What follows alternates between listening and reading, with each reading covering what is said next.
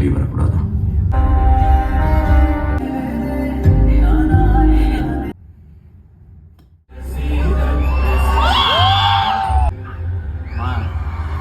அடுத்த ஜென்மத்துல கூட மறுபடியும் பிச்சைக்காரனை பிறந்து தினம் தினம் செத்துக்கிட்டு இருக்கணும். मैं दीपक, तुम्हारा नाम क्या है? கிட்னி எடுத்துருவீங்களா சார்?